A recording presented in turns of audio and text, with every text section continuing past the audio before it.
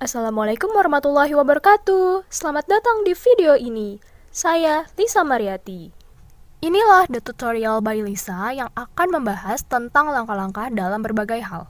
The tutorial kali ini adalah tentang cara membuat hand sanitizer alami dari daun sirih dan jeruk nipis.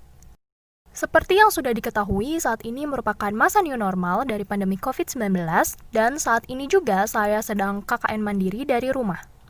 Pembuatan hand sanitizer ini adalah salah satu kegiatan program kerja saya, dan ada beberapa teman-teman saya juga nih yang bertanya tentang cara pembuatan hand sanitizer alami ini.